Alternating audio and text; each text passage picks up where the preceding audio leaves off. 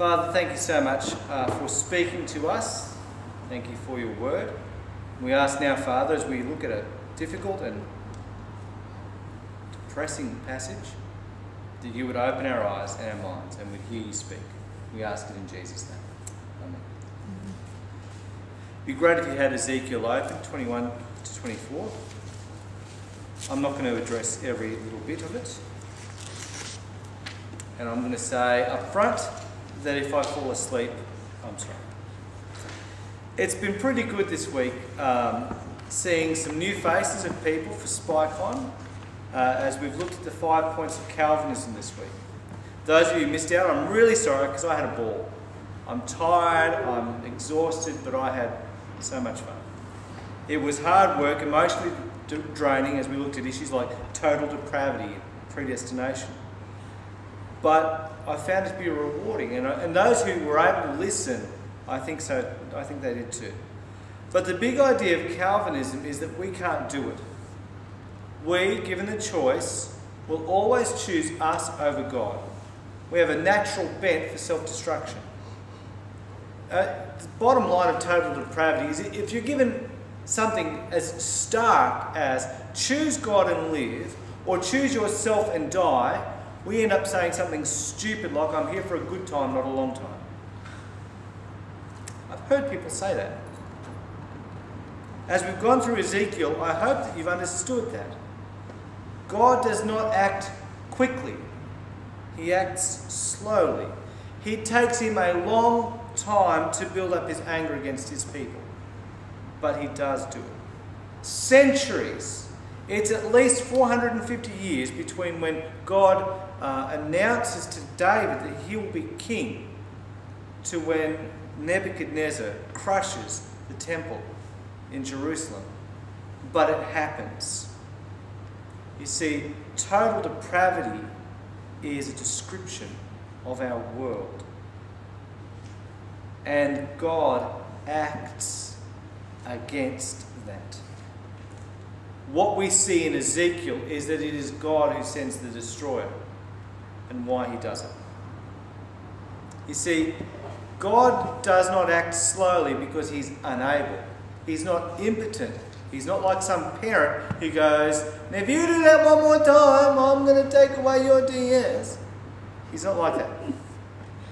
No. God is slow to anger because he is unwilling to unleash his anger on his people unless there is no other option.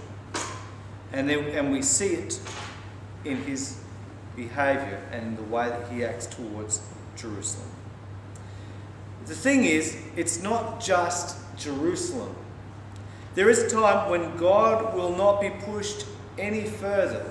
There is a time when God will act and act decisively.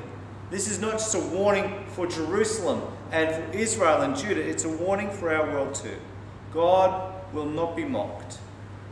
A time is coming when this world will perish. I don't know when that day is, unlike televangelists in America. But I do know that when that day comes, and it is coming, it will be a very, very bad day for a lot of people who never took God seriously. Come with me to Ezekiel 21.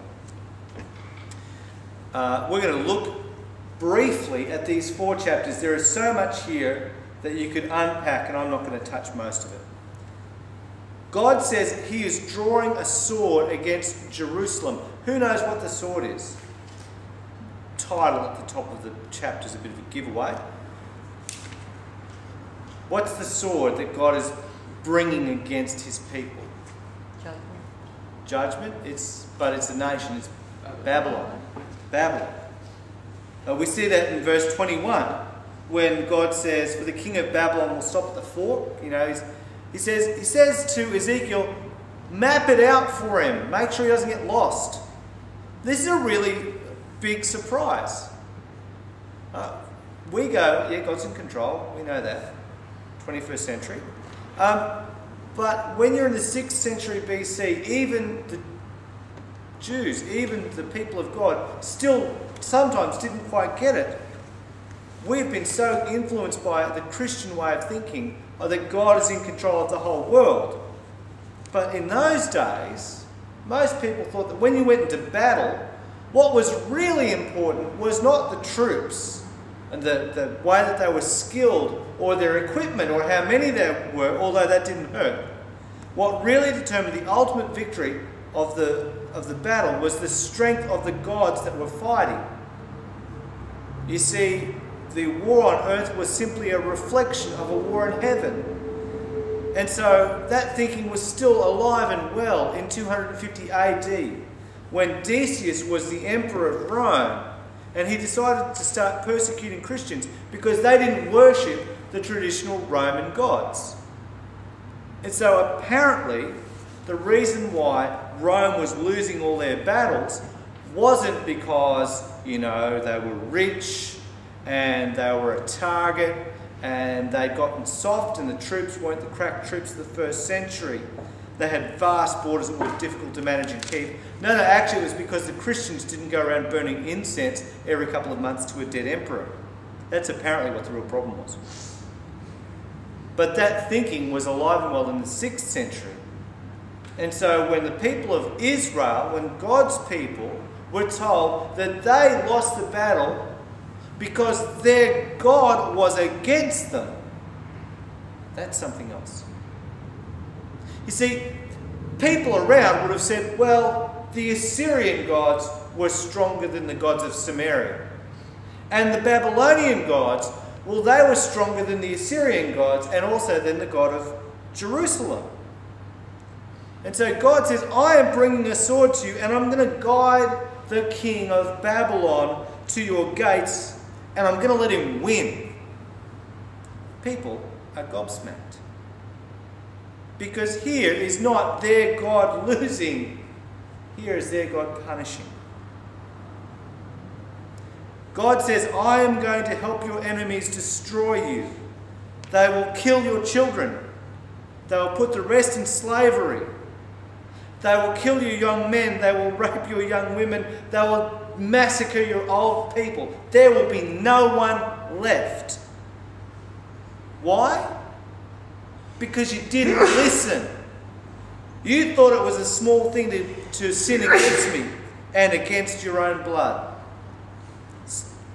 God's message is really quite simple. You want to live with me? You want to live without me? Go for it. See how that works out. Can you feel the power of this? Can you feel how deeply this cuts God? We saw in chapter 16 where God is treated like a husband whose wife just goes around on him. But God, it just in chapters 22 and 23, he just spells it out. What have you done, Jerusalem? What have you done? Your princes have used their power not to help, not to protect, but to get what they want. Chapter 22 actually doesn't focus very much on the way that they've sinned against God. It's more about the fact that they use their power to have sex with people that they shouldn't, to be greedy, to charge interest on money that people can't afford. And what does that result in? People going into slavery. And then God gives this little aside where he virtually apologizes to the land and says, I'm really sorry, but you know what? It's actually, you haven't had your reign because the people have sinned against me. It's the people have been so evil that I haven't been able to bless the land the way I need to. In chapter 23, God compares Jerusalem in the south and Samaria in the north with two adulterous sisters. And they just continue to sin against him. And we see the concern for the ritual of the temple here, the way that they were going after other gods and treating it like spiritual adultery. But we also see the way that this is played out in the sacrifice of their children to these false gods. God is judging his people for their lack of concern for each other and for their lack of concern for his laws. And so we come to chapter 24. In chapter 24, God speaks to the people of the cooking pot. If you couldn't work it out, it's Jerusalem. And it's not looking good for Jerusalem. It's going to be emptied. It can't be purified. There's stuff stuck to it. Have you had you've been cooking, like maybe someone cooks a marinade in a wok, that shouldn't be cooked. That happened once. And it took me 2 weeks to get that off. It was just amazingly stuck to a non-stick surface, right? Seriously. It's like that, but we're talking old cast iron. Okay, we're talking some serious heavy-duty stuff. God says you can't be cleaned. And so in verse 14, God says, the time has come for me to act. I will not hold back. I will not have pity, nor will I relent. You will be judged according to your conduct and your actions. And we know how that is going to work out. We know what their conduct and what their actions have been. And it's just horrific. And to spell it out, God gives them a sign. Ezekiel's wife is to die. There's a double play here. Ezekiel's wife is the delight of his eyes. She is his joy. And so God is taking her away from Ezekiel, just as he is taking away the delight of the exiles, the city of Jerusalem, and the children who were left behind. The place is crushed. It is obliterated. The temple that Jesus looks at, it was built by Herod about 4 BC. Completely brand new, because the old one was just demolished. But there's another side to this. God has consistently called Israel his bride. My commentary thinks that the delight of God's eyes is the temple. I think he's missed the point. He's written books, I haven't. Anyway, I think it's his people. I think it's his people whom he loves, and he's preparing to wipe them out. And Nebuchadnezzar's troops are ready to march into the city of Jerusalem for one final time and burn it to the ground. Everything. They take everything of value. They destroy everything. They kill everyone. The history behind that is that Nebuchadnezzar has left a puppet king, Zedekiah. And Zedekiah goes, I'll call in Egypt, because Egypt will save us. And God says, seriously? You're going to try that again? Nebuchadnezzar doesn't like his puppet kings saying, I'm going to find someone else to help me. And so he wipes the place out.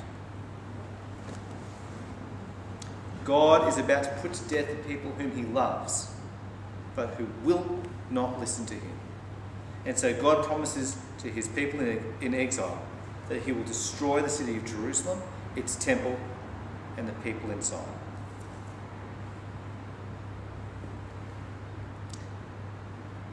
God exterminates his people. Now, what can we learn from this? You can't just jump straight into the New Testament with this. Christians aren't under the judgment of God the way that the people of Israel and Judah were. But our world is. If God acted that way towards his people, what will he do to the people around us? At some point, we need to jump out of our comfortable frames and challenge the people around us. At some stage, we need to stand up to the people around us and say, listen very carefully. You are in serious danger.